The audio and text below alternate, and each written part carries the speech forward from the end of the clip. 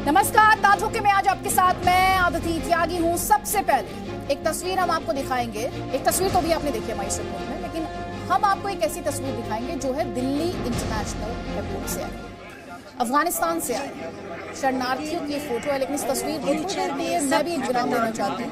आप इस तस्वीर को देखिए, तस्वीर अपने आप में बहुत कुछ कह रही है।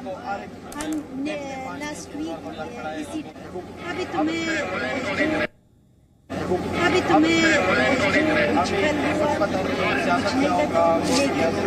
डिटेल में फ्यूचर में सब कुछ बताऊंगी कि हम एक 7 दिन में कैसे हम इससे शानदार, इससे भावुक कोई तस्वीर हो सकती है क्या?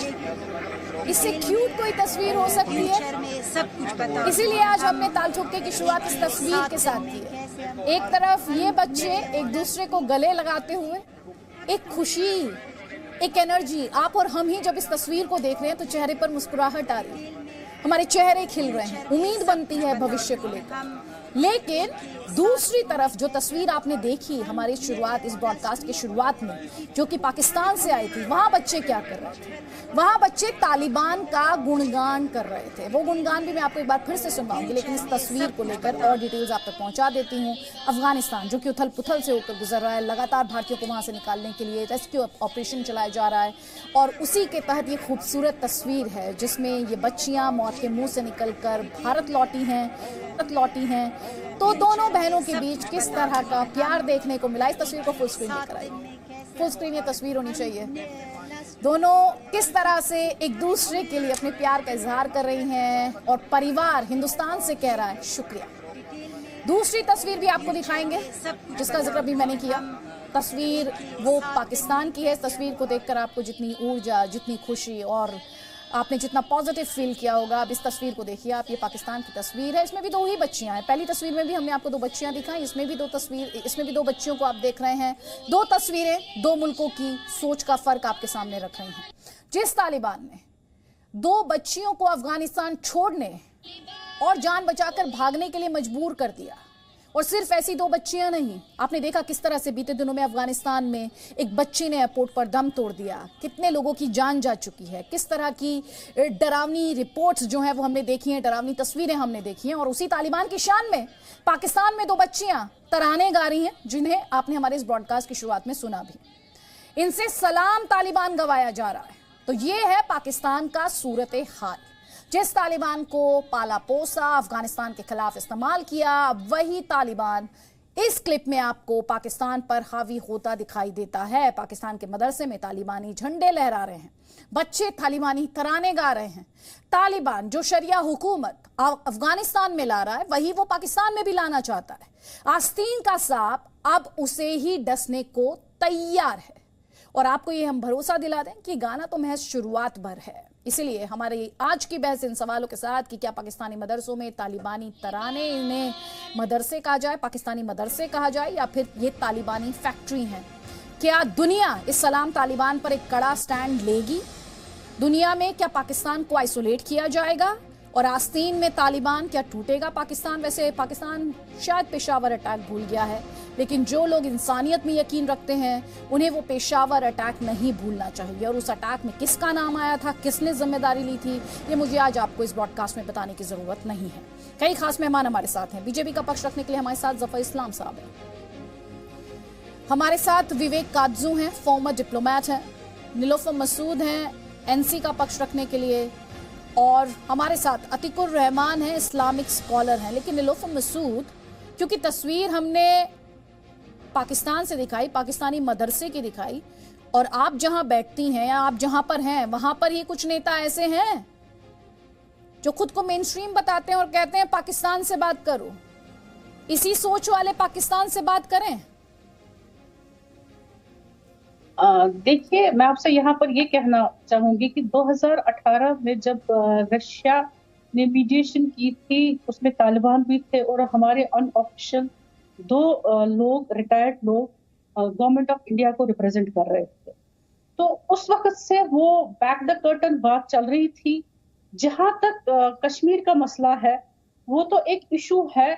जब तक वो मसला हल नहीं हो जाएगा, पार्टीज तो इंडिया भी है, क्योंकि एक हिस्सा हमारा इंडिया के पास है, एक हमारा हिस्सा चाइना के पास है, एक हमारा हिस्सा पाकिस्तान के पास है। जब तक वो लोग, वो सब स्टेक होल्डर्स जिसके पास हमारे हिस्से हैं जम्मू कश्मीर के, जो 1947 में था, जितना एरिया था, जब तक हम उन लोगों से बात नहीं करेंगे, आप मुझे बताइए, हम अपने पार्लियामेंट में खड़े होकर ये कहते हैं कि हम उस हिस्से को, जो हिस्सा पाकिस्तान के पास है, वो वहां से लाएंगे वापस। क्या उसके लिए नेगोशिएशन करना जरूरी नहीं है? जब जरूरी है, अगर ये आप ऑन रिकॉर्ड नहीं कह सकती कि हमारा एक हिस्सा जो है वो पाकिस्तान के पास नहीं है, तो वहां पर उनकी intelligence with respect to the Kashmir issue नहीं हो जाती है? We can not just keep our shut eyes, जहां पर हम ये कहेंगे ये चीज हमारे लिए फेवर कर रही है तो करेंगे, ये चीज हमारे लिए, जब चाइना के साथ बात हो सकती है, जो एक हिस्सा हमारा चाइना के पास है, तो पाकिस्तान से क्यों नहीं? तो बात तो करनी है ना, हमें अमन अगर चलाना है, शांति की बात हम करते हैं। शांति को एक सेकंड दोनों तस्वीरें लाई जरा स्क्रीन पर।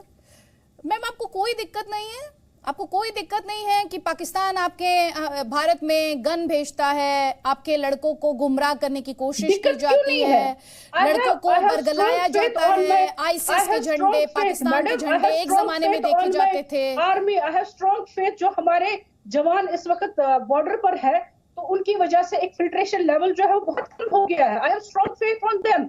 यहाँ पर आप ये दोस्त मत जमाइए कि तालिबान आ जाएगा, हमारे बॉर्डर्स इतने कमजोर नहीं है कि we'll keep our borders। नहीं प्लीज, कोई दोस्त नहीं जमा रहा है, और ये तालिबान आ जाएगा, तालिबान आ जाएगा।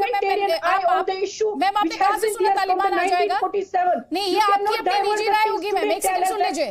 Late me be very clear on facts. Excuse me ma'am, let me be very clear on facts. Please don't shout. Their sentiments, their feeling. Ma'am don't shout because I can't hear you. आप कुछ भी बोल देंगी, मैं सुनूंगी नहीं, आपको counter नहीं मिलेगा, कोई पॉइंट नहीं है ना मैम इसमें। एक सेकंड सुन लीजिए ना मैम, आपको टाइम दे दिया मैंने। 6 मिनट से आप बोल रही है मैडम, 6 मिनट से आप बोल रही हैं, 6 मिनट से बोल रही हैं। और आपकी क्लैरिटी के लिए बता दूं मैं, सोनी चाहिए। आप सुन लीजिए, हमारा एक हिस्सा यहाँ, हमारा एक हिस्सा वहां। मैम सुन लीजिए पहले, भारत का एक हिस्सा पीओके, सुन लीजिए ma'am, PoK in itself a self explanatory term नहीं कर सकती। नहीं मैम, आप एक बात समझे, आप आउट ऑफ सिलेबस बात कर रही है मैडम। मैम आप आउट ऑफ सिलेबस बात कर रही हैं, आप एमईए है। एक सेकेंड, आप मिनिस्ट्री ऑफ एक्सटर्नल अफेयर्स हैं क्या मैम? आप इस देश की, जी आप इस देश की एमईए है, आप उनकी स्पोक्स पर्सन है, आप इस देश के विदेश मंत्री हैं, आप इस देश की क्या सरकार हैं? ये फैसले सरकार को लेने हैं कि कब बात करनी है, किससे बात करनी है, क्या बात करनी है। मैम रिस्पेक्टेबल नागरिक है जितनी आप है। मैम मैंने कभी आपकी नागरिकता को क्वेश्चन ही नहीं किया मैम, मैं तो गवर्नमेंट को लेक्चर ही नहीं देती हूँ, मैं गवर्नमेंट को लेक्चर नहीं देती मैम, मैं उनको नहीं, मेरे को इतना फर्क करना आता है जो गन भेजता है। मैम सुन लीजिए, मेरा बेसिक सेंस एकदम क्लियर है, शायद आपको क्लियर नहीं है। गोली और गोली साथ नहीं चलते, मुझे क्लैरिटी है इस बात पर, मुझे क्लैरिटी है इस बात पर, शायद आपको इस बात पर क्लैरिटी नहीं है। गोली और गोली साथ नहीं होती, बम के धमाकों में गोली सुनाई नहीं देती, मुझे क्लैरिटी है इस बात पर। आपको क्लैरिटी नहीं है तो please get some clarity on this, please do get some clarity on this. और जम्मू कश्मीर भारत का भी हिस्सा है, इसमें कोई डाउट नहीं है, इसके लिए मुझे बार बार 5 बार कहने की जरूरत नहीं है। ये पूरी दुनिया में इस पर क्लैरिटी है, पूरी दुनिया में इस पर क्लैरिटी है। प्लीज, जिसका मुझे वादा किया गया है, जिसका बार बार मुझे वादा क्या वादा किया गया आपसे मैम? मुझे अखंड जम्मू कश्मीर चाहिए, जो एक हिस्सा मेरे पाकिस्तान के पास है, मेरे चाइना के पास है, मेरे इंडिया के पास है। मुझे मैम उससे कौन आपको इनकार कर रहा है मैम? वो फैसला सरकार करेगी ना, वो फैसला सरकार करेगी। वही तो मैं कह रही हूँ, सरकार को करने दीजिए ना वो फैसले, आप फैसले सरकार को करने दीजिए। आप तो कह रही है पाकिस्तान से बात कर लीजिए, आप तो कह रही है पाकिस्तान से बात कर लीजिए, आप तो कह रही है पाकिस्तान से बात कर लीजिए, तो और किससे फिर छीन कर लाइए ना। नहीं मैम, अब आप डिसाइड कर लीजिए। अभी 2 मिनट पहले आप कह रही थी पाकिस्तान से बात कर लीजिए, अब कह रही छीन कर ले आइए। अभी सोच लीजिए तीसरा ऑप्शन भी आपके पास कोई होगा तो कोई बात नहीं, मैं इतने दूसरे पैनलिस्ट को ले आती हूँ। सोच लीजिए आपके पास क्या क्या ऑप्शन है आपकी टेबल पर, वो आप बता दीजिएगा, मैं जफर इस्लाम जी के माध्यम से पहुंचा दूंगी भारत सरकार तक। बिल्कुल बिल्कुल जफर इस्लाम, बिल्कुल जी भाई ये तो फिर से कह रहे हैं इनको तो पाकिस्तान से बात करनी है, चाहे वहां तालिबान का गुणगान किया जाता हो, चाहे वहां लड़कों के हाथ में गन थमा दी जाती हो, चाहे वहां से आतंकी भेजे जाते हो, आतंकी फैक्ट्री चलाई जाती हो, इनको पाकिस्तान से बात करनी है। देखिए मुट्ठी भर ऐसे लोग हैं जम्मू कश्मीर में वैली में, घाटी में, जिनकी वजह से पाकिस्तान जो है इनकी बातें सुनकर पाकिस्तान में थोड़ा जो जो बार बार वो जो चाहता है हिंदुस्तान में गड़बड़ करना, वो इन्हीं लोगों की वजह से इनकी बातें सुन के करता है। ये साफ जाहिर हो गया है कि तालिबान को सपोर्ट करने वाला पाकिस्तान है।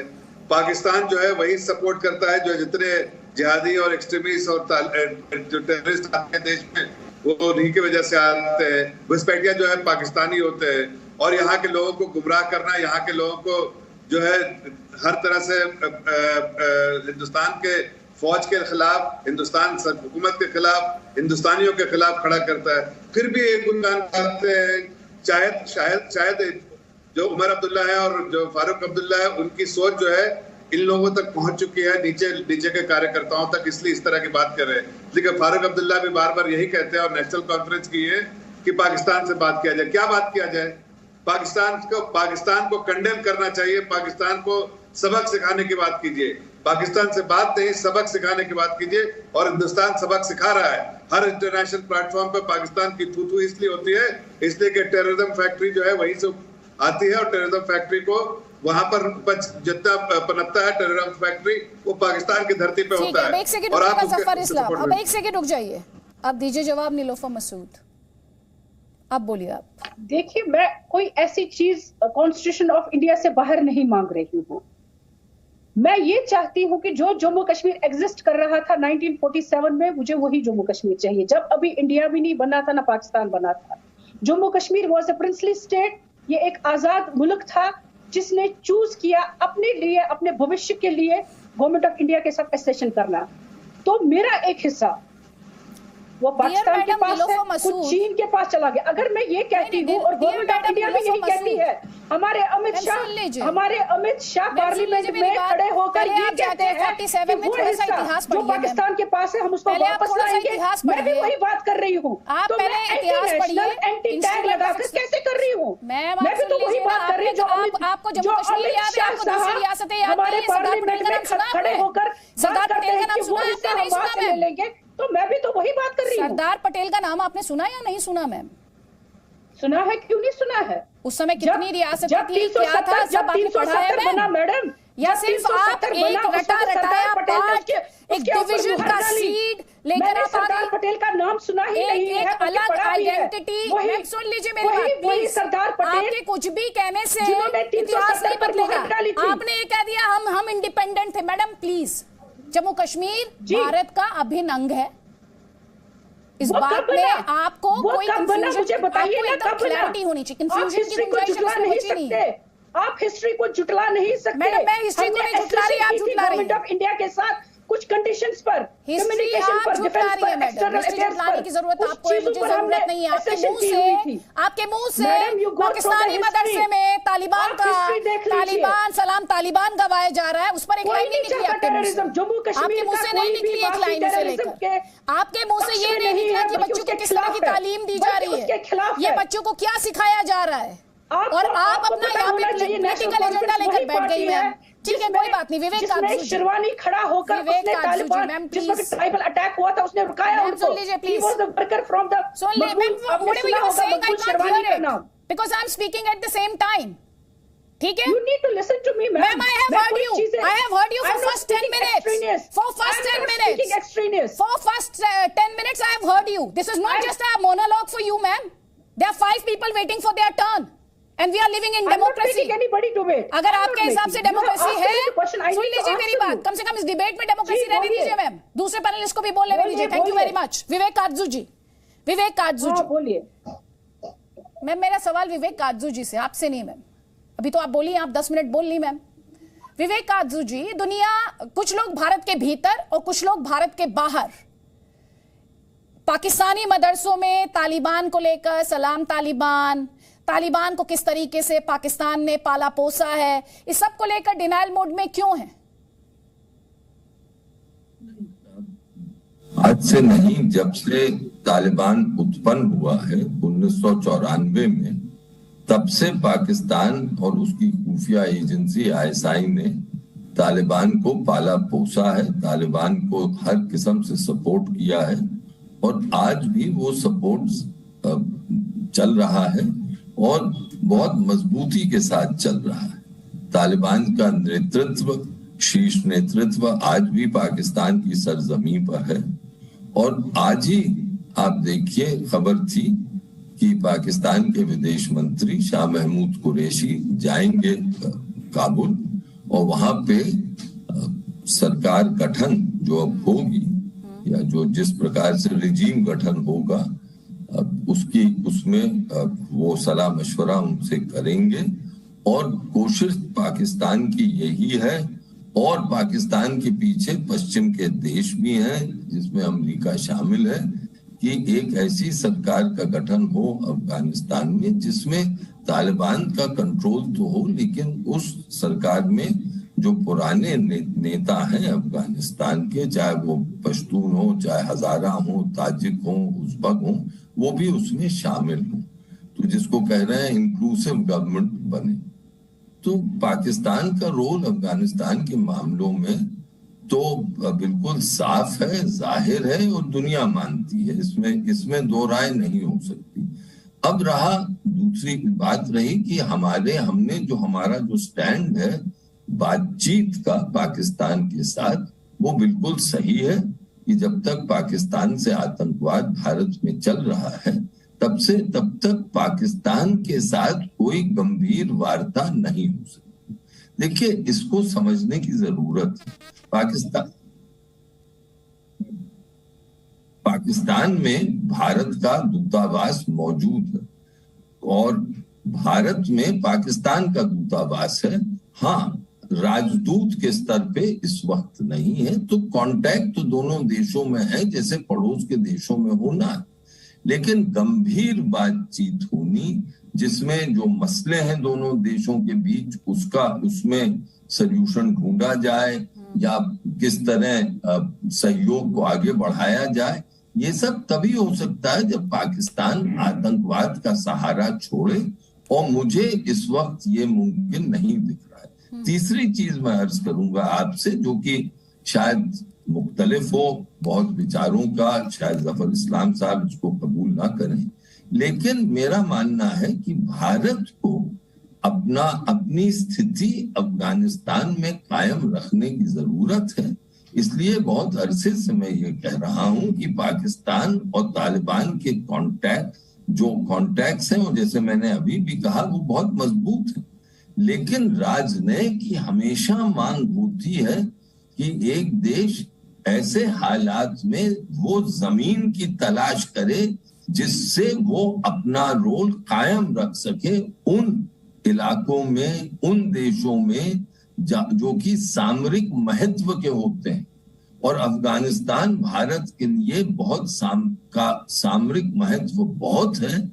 इसलिए मैंने हमेशा कहा है कि डायरेक्ट और ओपन कॉन्टैक्ट तालिबान के साथ होना ही चाहिए। इसका ये कतई मतलब नहीं है कि जो तालिबान के मजहब हैं, जो उनकी विचारधारा है, उसका मैं समर्थन कर रहा हूं या मैं कह रहा हूं कि उसको हम मान्यता दें, ये नहीं मैं कह रहा हूं। डिप्लोमेटिक रिकग्निशन भी अलग बात है, लेकिन दुनिया इस वक्त अमेरिका से लेके चीन तक, यूरोप के देशों से लेके रूस तक, ईरान और रूस जो कि 1990 के दशक में तालिबान के खिलाफ थे, हमारे साथ थे। एक किस्म से हम तीनों देश मिलके जो एंटी तालिबान फोर्सेस थी अहमद शाह मसूद के तहत उनका समर्थन कर रहे थे। लेकिन आज के दिन रूस और ईरान तालिबान से बातचीत कर रहे हैं अपने हितों के नजरिए से। उसी तरह मेरा मानना है कि तालिबान से बातचीत करने में, जमीन तलाशने में कोई हर्जा नहीं है, लेकिन इसमें विचार अलग हो सकता है, मैं मानता हूं। मेरा के लिए सर एक फॉलो अप क्वेश्चन है, लेकिन आपने जो पॉइंट उठाया जफर इस्लाम, आपका जवाब इस पर। देखिए, जहां तक कूटनीति का सवाल है, कट्टू जी वैसे बहुत ही एक्सपीरियंस आदमी हैं, उनकी इस एरिया में महारत हासिल है। लेकिन सरकार, जैसा उन्होंने कहा, सरकार देश के हित को ध्यान रखती है। देश के हितों को ध्यान रखते हुए जो भी फैसला सरकार लेती है, ये सरकार अपने देश के हित को किसी तरह से भी कॉम्प्रोमाइज नहीं करती है। अब अगर तालिबान वहां बैठ गया है, तालिबान ऑक्युपाई किया है फोर्स से, जबरदस्ती से, जिस तरह से एक डेमोक्रेटिकली इलेक्टेड सरकार को हटा के ये पूरी दुनिया देख रही है। ऐसे में पूरी दुनिया को एकजुट होकर अगर उसके साथ उसके खिलाफ खड़े होते हैं तो समझ में आता है। लेकिन अफसोस की बात है, आज देखिए आदरणीय प्रधानमंत्री जी ने कहा भी और बहुत सख्ती से कहा कि ऐसी फोर्सेस ज्यादा दिन तक चलती नहीं जो कि बंदूक के नोक पर जो है डेमोक्रेटिकली इलेक्टेड सरकार को हटा के और खुद सत्ते पर बैठ जाती है, और जिसका इतिहास टेररिज्म से जुड़ा हुआ है। और जिस तरह से 96 से 2001 का इतिहास हमने देखा है, ये तो पूरी दुनिया ने देखा है। लेकिन आज अमेरिका हो, रशिया हो, ब्रिटेन हो, आज ब्रिटेन के प्रधानमंत्री भी कहने लगे, ऐसी सुर गाने लगे कि हम तालिबान से बात कर सकते हैं, बात करना चाहिए। अब ग्लोबल डिप्लोमेसी में इतना तो है कि पिछले 7 साल में हिंदुस्तान की जो स्टैंडिंग है बहुत ऊपर हो गई है। हिंदुस्तान के बिना बहुत सारी चीजें नहीं होती है। विवेक काटजू जी, मैं इतिहास में उतना ज्यादा डिटेल में अभी रहना नहीं चाहती, टू द पॉइंट रहना चाहती हूँ। जी काटजू सर 30 सेकंड्स प्लीज। हाँ 30 बहुत कम समय लूंगा। अब भारत सरकार जो कदम उठाती है अपने नजरिए से सही उठाएगी, लेकिन एक नागरिक के हैसियत से मेरा भी हक बनता है कि अपना नजरिया रखूं किसी मसले पर। वो थोड़ा सा मुझे अनुभव है, और हमारे डेमोक्रेटिक सोसाइटी में ये हक तो आप जफर इस्लाम साहब ये मानेंगे कि सबका हक बनता है कि वो अपना नजरिया रखे। इससे कोई राष्ट्रवाद पे प्रश्न चिन्ह नहीं उठ सकता। तो मेरा नजरिया ये है कि हमें हमेशा जमीन तलाश करने की जरूरत है राजनयिक दृष्टि से, और हम ये नहीं कर सकते कि बिल्कुल जमीन अफगानिस्तान में पाकिस्तान और चीन के हवाले कर दें कि वो जो करें, क्योंकि और हम एक कोने में लेके बैठ जाएं। हमने अपने राजदूतावास को इस वक्त जो निकाला बिल्कुल सही निकाला, क्योंकि उनकी सुरक्षा सर्वप्रथम थी। उनको सुरक्षित हमें रखना ही रखना था, और ऐसे हालात बन गए थे काबुल में कि बिल्कुल ठीक हमने राजदूत साहब के सहित और उनके सहयोगी और सुरक्षा प्लीज अतीकुर रहमान। 2 तस्वीरों के साथ हमने शुरुआत की थी। 2 तस्वीरें, एक तरफ भारत में तस्वीर 2 बच्चे, बहुत ही एनर्जाइजिंग तस्वीर, बहुत पॉजिटिव, शानदार, भावुक करने वाली तस्वीर। तो दूसरी तस्वीर हमने पाकिस्तान के मदरसे की भी दिखाई, जिस पर नीलोफर मसूद ने बहुत चुप्पी साध ली। उम्मीद करती हूँ आप चुप्पी नहीं साधेंगे उस पर। जी आदित्य जी, सबसे पहली बात तो मैं इनकार करता हूं इस बात से कि भारत को महात्मा गांधी के भारत को, टैगोर के भारत को, विवेकानंद के भारत को पाकिस्तान जैसे, तालिबान जैसे आप मुल्कों से कंपेयर कर रही हैं। दूसरी बात यह है कि मैं एक मामूली रिसर्चर विवेक काटजू जी के सामने 2 तस्वीरें थी, दोनों तस्वीरें दिखाई, इसमें आपने कंपैरिजन कहां देख लिया सर? हाँ नहीं, आपने कंपेयर किया ना हिंदुस्तान की। मेरे सामने टीवी नहीं है, मैं ये समझ रहा हूँ। आप कंपैरिजन कहते हैं सर? मेरे सामने टीवी नहीं है। हाँ सर, तो मैंने जो आपने कहा उस हिसाब से मैं बात कर रहा हूँ सर। अपनी इंटरप्रिटेशन को नहीं, आपने भारत की तस्वीर कहा, जो कहा नहीं गया वो सुनिए मत सर, जो कहा नहीं गया वो सुनिए मत। मैं कुछ बोलूं? हाँ बोलिए सर, लेकिन प्लीज तार्किक तौर पर, डिस्टोर्शन ऑफ फैक्ट्स नहीं sir. Thank you. Vivek Katju ji के सामने मैं एक मामूली हम्बल रिसर्चर हूं, और विवेक काटजू जी की एक एक बात में सच्चाई है, जमीनी सच्चाई है कि हमको कोई ग्राउंड ऐसा नहीं छोड़ना चाहिए चाइना, रशिया या ईरान के लिए जो कि हमारे के लिए घातक साबित हो। जफर इस्लाम साहब, हमारे पीआईओज, हमारे पर्सन ऑफ इंडियन ओरिजिन की सुरक्षा सबसे पहले, सबसे ज्यादा प्रायोरिटाइज होना चाहिए वहां पर। उसके साथ साथ में मैं लेडी मसूद जी की भी बातों का समर्थन करूंगा कि 1947 का कश्मीर भारत को देना होगा, कश्मीरियत को जिंदा रखना होगा, इसमें कोई कॉम्प्रोमाइज नहीं होगा कभी भी। जफर इस्लाम, देखिए मैंने कहा ना कि ये भारत सरकार की भी प्राथमिकता जो है, वहां पे जो भारतीय हैं उनको वापस लाना है देश में सुरक्षित, ये सबसे बड़ी प्राथमिकता हमारी। और जहां कूटनीति का सवाल है, मैंने सिर्फ कहा कि भारत सरकार जो है वो इस पे फैसला लेगी, और जो भी फैसला लेगी, इतना मैं आपको संजीदगी से और जिम्मेदारी के साथ बताना चाहता हूं कि जो भी फैसला लेगी उसमें भारत का हित जो है प्राथमिकता भारत के हित का होगा। भारत के हितों को ध्यान रखते हुए जो भी सरकार फैसला लेगी जाहिर है वो जो फैसला लेगी भारत को उसका हित होगा और वो कुछ भी हो सकता है। लेकिन आज मैं उसके बारे में कोई टीका टिप्पणी या पुष्टि नहीं कर सकता, इसलिए कि अभी हमारी सरकार ने बहुत साफ कह दिया है कि हमारी प्राथमिकता है कि वहाँ हमारे भारत मूल्य के जितने लोग हैं उनको पहले देश में सुरक्षित लाना है। और साथ साथ ये भी है कि ये पूरी सिचुएशन जैसे इवॉल्व हो रही है, एकदम ऐसा तो नहीं कि ये सिचुएशन जो है एक जैसी बनी हुई है, डायनामिक सिचुएशन है, सिचुएशन चेंज हो रहे हैं, ग्लोबल कम्युनिटी के भी रुख जो उसके प्रति जो है चेंज होते जा रहे हैं, या अलग अलग लोग अलग अलग बयान दे रहे हैं। ऐसे में सरकार को सबका रुख देखते हुए सरकार के हित में क्या है, देश के हित में क्या है, वो सरकार फैसला लेगी। हम ग्लोबल कम्युनिटी से बाहर तो है नहीं, लेकिन ये बात है कि हम चाहे वो कोई भी फैसला लो, लेकिन टेररिज्म के खिलाफ हमारी जंग जारी है, जारी थी और जारी रहेगी। मुझे ये समझ नहीं आया आज नीलोफर मसूद और अतीकुर रहमान, इस देश के गृह मंत्री तो पार्लियामेंट में खड़े होकर बोल चुके हैं कि जब वो जम्मू कश्मीर कहते हैं तो वो कैसे पीओके को इसमें शामिल करते हैं, अक्साई चिन को इसमें शामिल करते हैं। तो आप लोगों को आज यकायक इस बात को दोहराने की जरूरत क्यों महसूस हुई? सिर्फ इस बात को जस्टिफाई करने के लिए कि जी पाकिस्तान से बात कीजिए, क्योंकि आपकी डिक्शनरी में, आपकी किताब में पाकिस्तान से बात किए बिना ये मुमकिन नहीं है। मैं बोलूं मैडम? जी मैडम बोलिए, आप ही से है।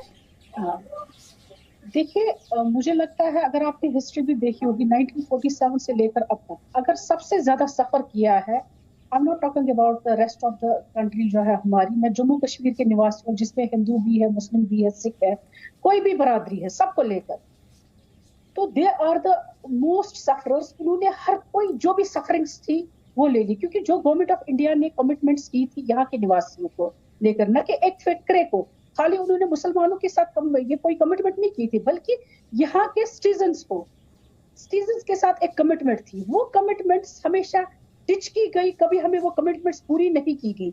अब अगर कोई commitment exactly what is the point? सुनिए ना, you are confusing the viewers. देखिए कोई टेररिज्म का यहाँ पर सपोर्टर नहीं है। हम सपोर्ट करते हैं।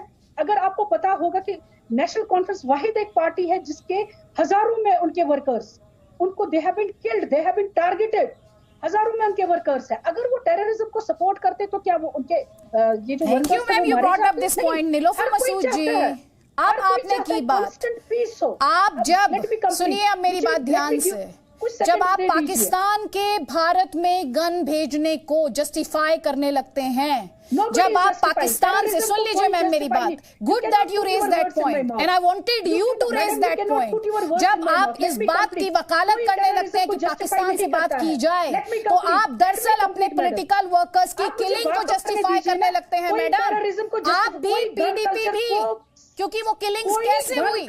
जम्मू कश्मीर में अशांति फैलाने की कोशिश किसने की? जम्मू कश्मीर में आतंकवाद कौन भेजता है और आतंकी कौन भेजता है? क्या ये किसी से छिपा है? उन्होंने वेल डॉक्यूमेंटेड है मैडम।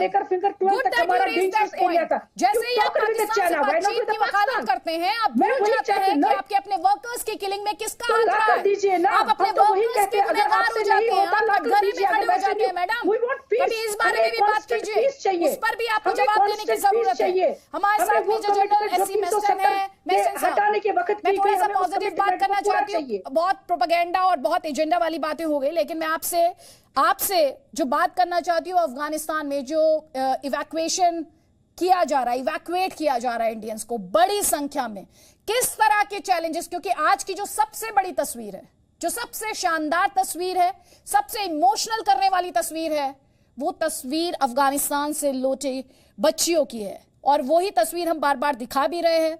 इस तरह के इवैक्यूएशन ऑपरेशन में किस तरह के चैलेंजेस हैं और भारत को इस रास्ते पर और किस तरह से आगे जाना है, आगे बढ़ना है, ताकि सभी को सेफली इवैक्यूएट कर सके भारत।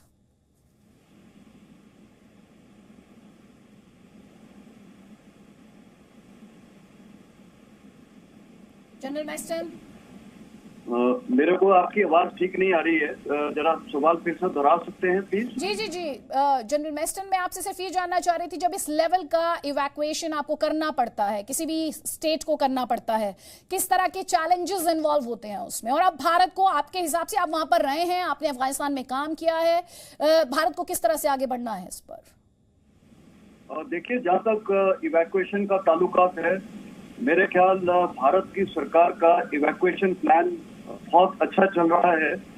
अगर हम बाकी कंट्रीज के साथ कंपेयर करें, अमेरिकन का, तो हम देख ही रहे हैं कि क्या वहां पर हो चुका है। और इन सारी परिस्थिति को देखते हुए हमारा अच्छा चल रहा है। कारण यह है कि हमारी जो प्लानिंग रही है, जो यहाँ पर एक MEA का टेस्ट बना हुआ है वीजा वगैरह के लिए, और वहां से इंडियंस के साथ संपर्क करना और उनको समय पे बताना वहां पर एयरपोर्ट पे आने के लिए, तो ये मेरे ख्याल एक अच्छी प्रतिक्रिया रही है, क्योंकि इसमें सब कुछ काफी स्मूथ हुआ है। अनलाइक जैसे आपने देखा है, वो बाकी जो पुल आउट कर रहे हैं नाटो फोर्सेस के, उनका एक डिसऑर्डरली वो हो रहा है। तो एज अ मिलिट्री मैन मैं बोलना चाहूंगा कि जो इवैक्यूएशन है हमारा, वो काफी अच्छी तरह हो रहा है, और कुछ फ्लाइट्स तजाकिस्तान, कुछ दुबई के थ्रू आई हैं, तो वो बहुत अच्छा चल रहा है। तो इसके लिए तो the government of India deserves compliments.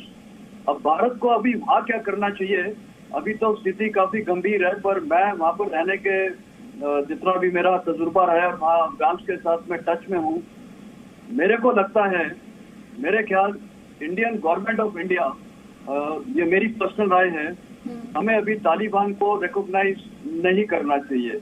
और इसके कुछ कारण हैं। 96 से 2001 हमने क्या रिकॉग्नाइज किया? मेरे ख्याल जवाब है नहीं किया था। वहाँ के लोग अभी रिकॉग्नाइज कर रहे हैं, वहाँ तो रिजेंटमेंट आ रखा है लोगों के अंदर, तो वो भी रिकॉग्नाइज कर नहीं रहे हैं। जो एक्चुअली आज प्रेसिडेंट है, एक्टिंग वाइस प्रेसिडेंट, आज की तारीख में वो है प्रेसिडेंट। एक हफ्ते से अभी तक कोई सरकार नहीं बनी है, तो सरकार तो वही है जो अभी अमरुल्लाह साले के अंदर है। तो ये सारी चीजें देखते हुए, और तालिबान तो एक टेररिस्ट ग्रुप है, और जब मैं तालिबान बोलता हूँ, मैंने कल भी शायद बताया था, ये बेसिकली पाकिस्तान ISI है और पाकिस्तान आर्मी है। क्या हम उनको रिकॉग्नाइज करना चाहिए? मेरे ख्याल नेशनल इंटरेस्ट बोलता है नहीं करना चाहिए। और इंडिया को, we are a major power, we are emerging regional, मतलब ग्लोबल प्लेयर, रीजनल में हमारी काफी स्ट्रॉन्ग भावना है। मेरे ख्याल हमको तालिबान को नहीं रिकॉग्नाइज करना चाहिए, चाहे अमेरिका करे या कोई भी करे। We should have an own independent policy, और जो हमें सूट करता है नेशनल इंटरेस्ट में, वो करना चाहिए। हाँ, बातें बहुत इंपॉर्टेंट की हैं जनरल मेस्टन और विवेक कांसू जी। आप हाथ उठा रहे थे सर, दो इंपॉर्टेंट बातें उन्होंने कही। उन्होंने कहा we should have an independent policy. दूसरा उन्होंने कहा we should have our own self interest in mind, we should consider our own self interest. और जब मैंने आपसे कहा था, मैं फॉलो अप क्वेश्चन आपसे लूंगी, किसी भी भारतीय के जहन में IC-814 वो जख्म, वो घाव, और उसके बदले किस तरह से मसूद अजहर समेत 3 आतंकियों की रिहाई, and at the same time आप किससे डील करेंगे? आप आतंकियों से डील करेंगे? अमेरिका एक्सपोज हो गया डबल स्टैंडर्ड्स में, बोलता आया कि हम टेररिस्ट से नेगोशिएट नहीं करते, but at the end of the day they went and they negotiated with Taliban. They got exposed. मैं आपसे बताता हूँ। मैं IC-814 का जब अपहरण हुआ, तो भारतीय टीम नेगोशिएशन के लिए जो गई थी कंधार एयरपोर्ट, उसमें मैं था, शामिल था। तो मुझे IC-814 के अपहरण का जो वाकया है, मैं कभी नहीं भूलूंगा, क्योंकि मैं कंधार में मौजूद था। वो जो मैंने महसूस किया था, मसूद अजहर को जब वहां देखा था, तो मेरी मन में जो भावनाएं आई थी, वो मुझे याद है, और वो याद रहेंगे। तो वो घाव जो है वो तो है, लेकिन महान शक्तियां जो हैं, वो अपने हितों के आधार पे काम करती हैं, भावनाओं के आधार पे नहीं। ये भी एक मेरा मानना है। दूसरी चीज मैं कहूं, डिप्लोमेटिक रिकग्निशन की जो जनरल साहब बात कर रहे हैं, वो बातचीत के सिलसिले से मुख्तलिफ होती है, अलग होती है। डिप्लोमेटिक रिकग्निशन की उन्होंने 1996 का जमाना याद, 1990 के दशक का जमाना याद दिलाया। मैं जनरल साहब को याद दिलाऊं कि उस वक्त जो अंतर्राष्ट्रीय समुदाय था, 3 देशों को छोड़कर, पाकिस्तान, सऊदी अरेबिया और यूएई को छोड़कर, वो रब्बानी सरकार को मान्यता दे रहा था। आज के दिन अब हमें देखना होगा कि अंतर्राष्ट्रीय समुदाय, जो आने वाली सरकार बनेगी तालिबान की, या जो रिजीम बनेगी, उसको अंतर्राष्ट्रीय समुदाय किस नजरिए से देखता है। अमेरिका ये इशारा कर रहा है, पश्चिम के देश ये इशारा कर रहे हैं कि अगर इंक्लूसिव सरकार बनेगी और कुछ मिनिमम स्टैंडर्ड्स जेंडर इश्यूज पर और माइनॉरिटीज और कुछ और इश्यूज पर ये इंक्लूसिव सरकार उनको मानेगी, तो फिर मान्यता शायद वो देंगे। ये जरूर है कि रूस, चीन, पाकिस्तान तो करेगा ही करेगा, लेकिन ईरान, जो कि हमारे रीजन में बहुत ही इंपॉर्टेंट देश है, वो भी मान्यता देंगे। मेरा बस ये आपसे अर्ज है कि डिप्लोमेटिक रिकग्निशन अपनी जगह है, बातचीत का सिलसिला अपनी भूमिका कायम रखने के लिए वो अपनी जगह है।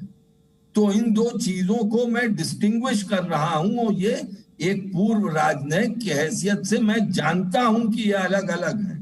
मैं ये नहीं कह रहा हूं कि फौरन डिप्लोमेटिक रिकग्निशन दें, लेकिन बातचीत अगर आप नहीं करेंगे तो आगे कैसे बढ़ाएंगे। 3 मिनट का वक्त बाकी है। मैं दूसरे पैनलिस्ट को एक एक कमेंट के लिए फ्लो देना चाहती हूँ, प्लीज जल्दी जल्दी। General Meston. देखिए, एम्बेसडर साहब ने बहुत सही बोला है कि बातचीत और डिप्लोमेटिक रेगुलेशन एक अलग अलग चीज है, मैं मानता हूँ। पर बातचीत करने के बाद भी मिलेगा क्या? पहली बात, इंक्लूसिव गवर्नमेंट बनेगी, इंक्लूसिव गवर्नमेंट बनेगी? मेरे को तो लगता है शायद नहीं, क्योंकि अभी इतने वेस्टेड इंटरेस्ट हैं। और एम्बेसडर काजूर साहब ने भी कल बोला था, वहां पर इतने प्लेयर्स हैं। अभी आपको पता है, ब्रादर जो ये दुरानी कम्युनिटी का है, और ये जो बाकी हकानी ग्रुप है, वो हैं पक्तिका और पक्तिया प्रोविंस के, तो इनमें इतने डिफरेंसेस हैं। तो ये इंक्लूसिव सरकार, और ऊपर से विमेन को लेना, आज की तारीख में विमेन में जो पार्लियामेंट में 34% है, क्या वो लेंगे? तो वो सब चीजें पता नहीं कैसे उभर के आती हैं। बट आज की सिचुएशन है, मेरे ख्याल we should not give any recognition and we should not even talk. हमारा एक बिल्कुल अलग होना चाहिए, क्योंकि चाहे हम उनको रिकॉग्नाइज करें या बातचीत भी करें, या टेररिज्म इन इंडिया बंद करेंगे, या तो वो लिख के दे दें, सर्टिफाई कर दें कि हमारा कोई भी टेररिस्ट आपके देश में नहीं आएगा, फिर ठीक है। पर वो नहीं होगा, चाहे आप रिकॉग्नाइज करें या ना। मैं कमेंट लूंगी। अतिकुर रहमान, जल्दी से आपका कमेंट। आप बहुत देर से कुछ कहना चाह रहे थे, जल्दी से कमेंट।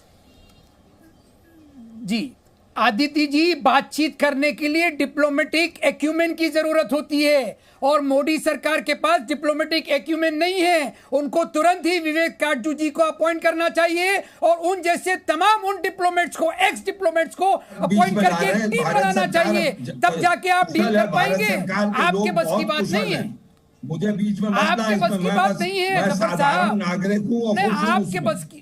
सर वो ये कह रहे हैं मुझे आप अलग रखे हैं। अच्छा, विवेक काटजू जी बोल रहे हैं। हाँ, विवेक काटजू जी कंधे पे रख के बंदूक ना चलाइए। ये आपकी ह्यूमिलिटी है। सबसे अलग रखिए, मैं राजनीति में नहीं हूँ। अलग ही रखिए, मेरे एक्यूमेन को अलग ही रखिए। Yes, I understand, I understand Vivek साहब। कह रहे हैं, आपने आधी बात नहीं सुनी उनकी, मैंने आपको बता दी। जी जल्दी से अपना कमेंट कंक्लूड कीजिए सर। अतिकुर रहमान, सफा इस्लाम जी, उसके बाद जी विवेक साहब बहुत ही ह्यूमिलिटी दिखा रहे हैं, बहुत अच्छी बात है। लेकिन मैंने ये कहा कि मोदी सरकार इज अ फ्लॉप, वो फेल हो चुकी है डिप्लोमेटिकली। किसी के साथ दोस्ती नहीं है उनकी, क्योंकि दोस्ती बनाने के लिए डिप्लोमेटिक एक्यूमेन चाहिए, मैन्यूवरिंग चाहिए। जफर इस्लाम से मैन्यूवरिंग चाहिए। आपकी जो कम्युनल सोच है वो नहीं इसके ऊपर खरी उतर सकती है। आप समझिए बात को। पाकिस्तान की सोच कम्युनल नहीं है, एकदम कम्युनल, टेररिस्ट, टेररिस्ट, एकदम टेररिस्ट। तालिबान की तो कोई, अरे तालिबान की कोई तुलना ही नहीं है भारत के साथ में। सर आप फिर लेकिन ये आरएसएस मनवादी भी कोई कम नहीं है। चले गए आप जिस तरह से ऑफ कोर्स तुलना करना पड़ेगी, ऑफ कोर्स तुलना करना पड़ेगी। वो समझ नहीं आता। अरे ये कम्युनलिज्म में लिप्त है, जफर इस्लाम लिप्त है कम्युनलिज्म के अंदर। बात है तो आदित्य जी इनको बहुत बंद कीजिए, इनको बहुत बोल चुके। देखिए अतीकुर रहमान जैसे लोगों को जाहिर है जिनके पास कम्युनल एक्यूमेन क्या जो बोलते हैं कि नॉर्मल मानसिकता जो होती है वो भी इनके पास नहीं है। इनका माइंडसेट एक ही तरफ से चलता है और उसी तरफ से चल रहा है, वो भी आज दिख रहा है। तो इनकी बातों का जाहिर है कोई संज्ञान नहीं लेता है देश में भी, ब्राह्मणवादी तो लेकिन नहीं है। अरे सुन तो लीजिए, बीच में मत बोलिए, मैंने बीच में कोई मनुवादी सोच है आपकी। अरे आपकी वजह से तो आपको शर्म नहीं आता है? शर्म नहीं आता कि आप बीच में टीका टिप्पणी कर रहे हैं? मैंने बोला नहीं, इतने बदतमीज इंसान है आप। देखिए आपने बुद्धा, देखिए आदित्य जी, मैंने बीच में आपके कहने पे किसी के टीका टिप्पणी नहीं की। आप जिस तरह से आपने भारत को कमजोर मैं किया। सिर्फ इतना कह रहा हूँ कि देखिए भारत सरकार को ऐसे इन जैसे लोगों की सलाह नहीं चाहिए। हाँ, जो लोग सलाह के लायक है उनकी सलाह जरूर भारत सरकार लेती है। भारत सरकार में रिसेप्टिवनेस है, लोगों की सलाह लेती है और भारत सरकार खुद मुख्तार है इस बात को फैसला करने के लिए देश हित में क्या चाहिए, कैसे करना चाहिए वो करेगी। लेकिन ऐसी मानसिकता को भारत सरकार जो है सही से डील करती है, वो डील करेगी और वो और पाकिस्तान और उसके सपोर्ट से जो तालिबान बनी है उसके साथ लिए क्या रणनीति होनी चाहिए। भारत सरकार बिल्कुल, भारत सरकार को क्लैरिटी और भारत सरकार पर हमलावर है और कह रहा है कि आप उस पर क्लैरिटी नहीं दे रहे। मेरे पास वक्त की कमी है। जफर इस्लाम, तो Zafar Islam, Vivek Katju, Nilofar Masood, major general SC मेस्टन और अतीकुर रहमान, आप सभी का बहुत बहुत शुक्रिया इस डिस्कशन में हमारे साथ जुड़ने के लिए। Presenting B News app, available on Google Play and App Store. Download it now.